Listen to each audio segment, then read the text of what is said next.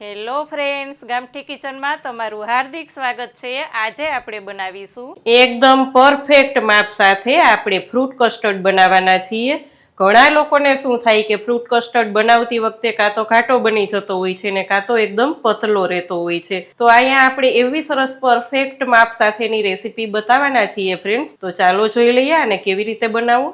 Subscribe કરો ગામઠી કિચનને ને બેલ આઇકોન દબાવો લેટેસ્ટ કુકિંગ વિડીયો જોવા માટે। ફ્રૂટ કસ્ટર્ડ બનાવવા માટે અહીંયા આપણે વેનીલા કસ્ટર્ડ પાવડરનો જ ઉપયોગ કરવાનો છે, જે 1.5 ટેબલસ્પૂન લીધો છે।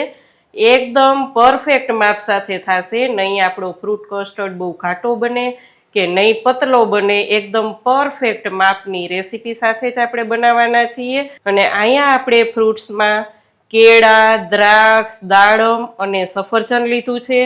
અહીંયા કેળું થોડુંક પાકું હોય તેવું જ લેવાનું છે। દ્રાક્ષ ગ્રીન અને બ્લેક બેય લીધી છે ને 1/4 કપ ખાંડ લીધી છે। 500 ml દૂધ, નોર્મલ દૂધ લીધું છે। રોજ આપણે ઘરમાં યુઝ કરતા હોય તે જ દૂધનો આપણે ઉપયોગ કરવાના છીએ। તો ચાલો દૂધને ગરમ કરીએ।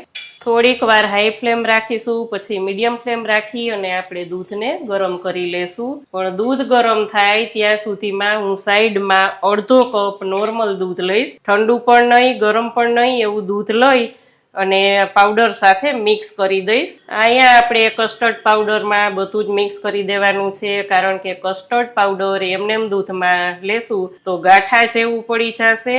તેથી જ આપણે અહીંયા એકદમ બધું જ ઓગાળી લેવાનો છે અને નોર્મલ દૂધમાં જ ઓગાળવાનો છે। ઠંડુ દૂધ હોય તો સારી રીતના ઓગળશે નહીં અને ગાંઠા જેવું પડી જશે। અહીં જોઈ શકો છો સરસ ઓગળી ગયો છે। દૂધને ગરમ થવા દઈએ। દૂધને સતત ચલાવશું જેથી કરીને નીચે બેસી ના જાય અને દૂધ ગરમ થવા લાગે તે દરમિયાન આપણે ખાંડ લઈ લેવાની છે, એટલે ખાંડનું પાણી જે થયું હોય તે પણ ઓગળી જાય। પણ સતત ચલાવવાનું છે, છોડવાનું નથી, કારણ કે નીચે દાજી જશે તો આપણા કસ્ટર્ડમાં દાજવાની સ્મેલ આવશે, એટલે આ વાતનું ખાસ ધ્યાન રાખવાનું। દૂધ આપણું એકદમ સરસ ઓગળી ગયું છે।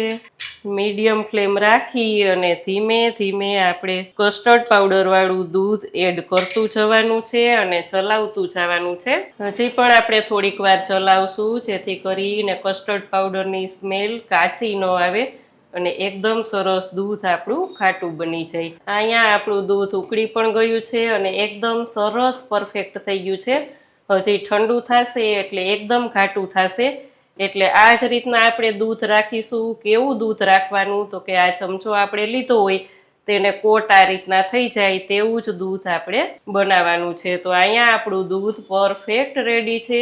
બીજા બાઉલમાં ટ્રાન્સફર કરી લઈએ અને ઠંડુ થવા માટે ફ્રીજમાં મૂકશું। પણ ત્યાં સુધીમાં આપણે બધી જ વરાળ નીકળી જાય પછી જ ફ્રીજમાં દૂધને મૂકવાનું છે। અહીંયા આપણું દૂધ એકદમ સરસ ઠંડુ થઈ ગયું છે અને બીજા બાઉલમાં ટ્રાન્સફર કરી લેશું અને 2 કલાક માટે ફ્રીજમાં રાખી દેશું। 2 કલાક પછી તમે જોઈ શકશો ફ્રેન્ડ્સ, એકદમ ઘાટું અને ઠંડુ આપણું દૂધ થઈ ગયું છે। તો તેમાં આપણે બધા જ ફ્રૂટ્સ લઈ લેવાના છે। અહીંયા તમે આમાં ડ્રાય ફ્રૂટ્સ પણ લઈ શકો છો। અહીંયા હું બદામ પિસ્તા પણ લઈશ અને બધું જ મિક્સ કરી દેશું। અહીંયા આપણો ફ્રૂટ કસ્ટર્ડ એકદમ સરસ રેડી છે। તમે જોઈ શકો છો ફ્રેન્ડ્સ કે બહુ ઘાટો પણ નથી અને એકદમ પતલો પણ નથી, એકદમ ખાવાની મજા આવે તેવો યમી યમી આપણો ફ્રૂટ કસ્ટર્ડ રેડી છે। અહીંયા આપણે બધું જ સર્વ કરીશું। અહીંયા આપણો ફ્રૂટ કસ્ટર્ડ એકદમ સરસ રેડી છે। ઉપરથી પણ આપણે થોડાક ફ્રૂટ્સ લઈ લેવાના છે જેથી કરીને જોઈને જ ખાવાની ઈચ્છા થઈ જાય તેવો યમી યમી એકદમ ટેસ્ટી એવું આપણું ફ્રૂટ કસ્ટર્ડ એકદમ સરસ રેડી છે। તમે જોઈ શકો છો ફ્રેન્ડ્સ, ઉપરથી આપણે લેશું બદામ। અહીંયા આપણે સમર સ્પેશિયલ ફ્રૂટ કસ્ટર્ડ બનાવ્યું છે ફ્રેન્ડ્સ। તમને આ રેસીપી કેવી લાગી તે કોમેન્ટ કરીને મને ચોક્કસ કહેજો। કેવી લાગી આજની રેસીપી? જો સારી લાગે તો વિડીયોને લાઈક કરજો, શેર કરજો, ચેનલમાં નવા હોય તો સબસ્ક્રાઇબ કરી બેલ આઇકોન પ્રેસ કરજો। આવજો ફ્રેન્ડ।